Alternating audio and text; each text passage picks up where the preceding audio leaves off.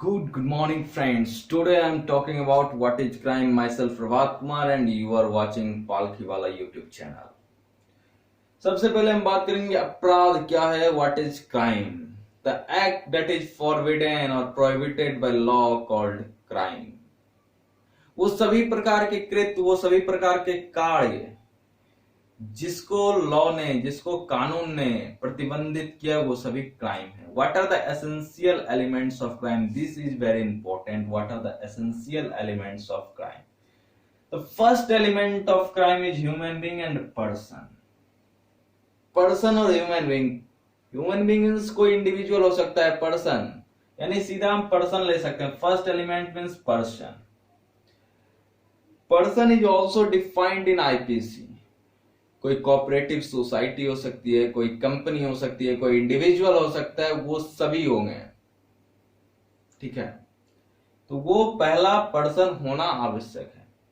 Second में आता है मेंस रिया. मेंस रिया मीन्स गिल्टी माइंड. कहेंगे देखते हैं डॉक्ट्रिन ऑफ मेंस रिया. दुराशय का सिद्धांत, बुरा आशय का सिद्धांत, यह है मेंसरिया. मेंसरिया में दो लीगल मैगजीम है जो बहुत ही महत्वपूर्ण है. इसको आपको हमेशा ध्यान में रखना चाहिए. एक्टस नॉन फेसिट रियम निसी मेंसिट रिया. एक्टस नॉन फेसिट रियम निसी मेंसिट रिया. इसका मतलब ये है कि कोई भी व्यक्ति जब तक किसी गलत आशय के साथ कोई काम नहीं करता है तब तक वो व्यक्ति उस क्राइम के लिए लायबल नहीं है. जस्ट एन एग्जाम्पल, आप एक कैशियर के पास जाते हो, आपको बैंक में 1 लाख रुपया डिपॉजिट करना है. आपने कैशियर को 1 लाख रुपया दिया डिपॉजिट करने के लिए और बाय मिस्टेक उसने आपको स्लिप जो दिया है 10 लाख रुपीज का दे दिया. There is a difference, that is 1 2 3 4 5 in 1 lakh, and that is by mistake 1 0 is given there by cashier.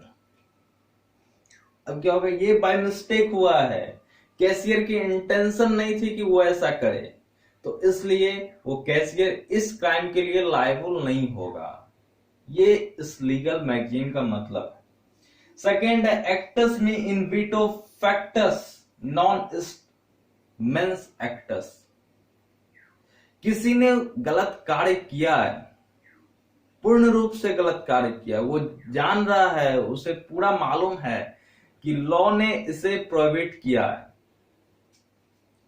लेकिन वो कार्य किया. जैसे में जस्ट एन एग्जांपल, ए ने बी को पुशअप किया, ए स्लिप किया और बी इसके कारण पुशअप हुआ.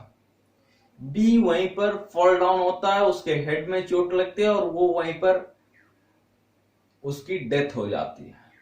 अब ए जो है लायबल है बी के मर्डर के लिए, बट ए का कोई इंटेंशन नहीं था कि वो ऐसा करे. गलत कार्य हो चुका है लेकिन ए का इंटेंशन नहीं था. मैं इसमें दूसरा एग्जांपल लेता हूं, फिर से कैशियर का.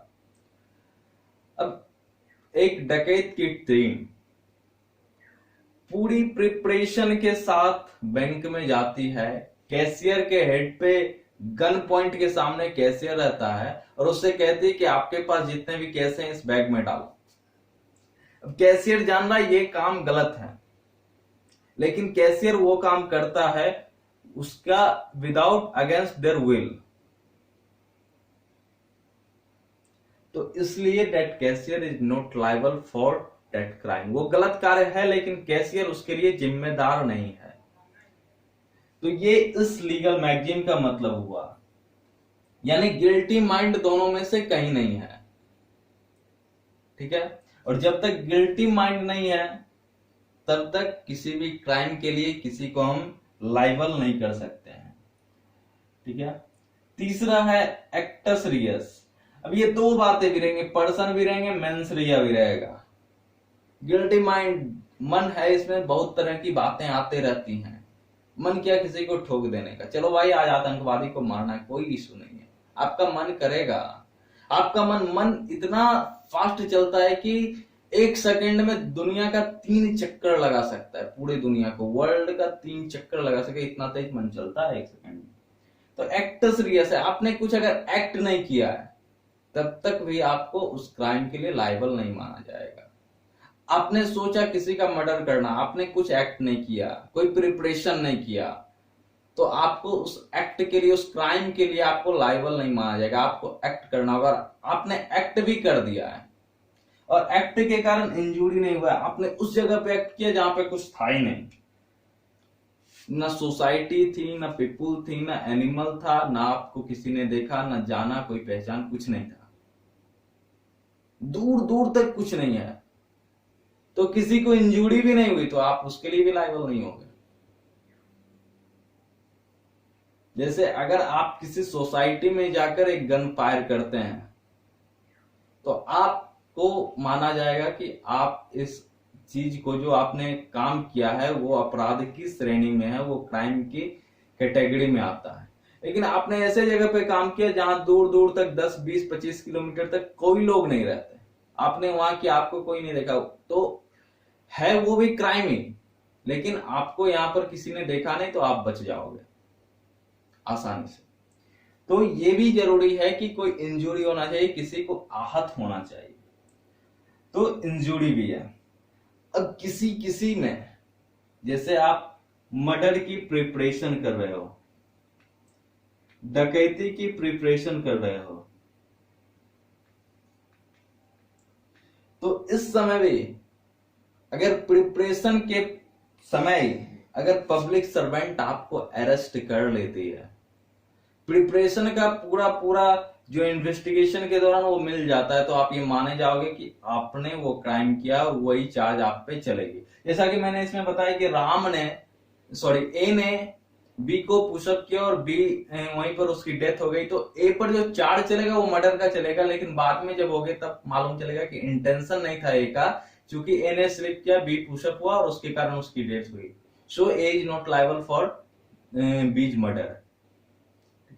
तो उसी प्रकार की बात है कि आप अगर कुछ क्राइम कर रहे हो और अगर कुछ हो रहा है, यानी डकैती की प्रिपरेशन कर रहे हो, तो इसका इंतजार नहीं किया जाएगा कि आप डकैती करोगे फिर आपको होगा। आप कोई लोडेड गन लेके जा रहा है, तो अगर पब्लिक सर्वेंट को ये मालूम चल जा रहा है किसी भी माध्यम से कि वो व्यक्ति किसी का मर्डर करने जा रहा है, तो वो इंतजार नहीं करेगा कि वो एक्ट होगा तभी हम जाएंगे, तभी उसको अरेस्ट करेंगे और तभी वो पर्सन जो होगा उस क्राइम के, मर्डर के लिए लायबल होगा।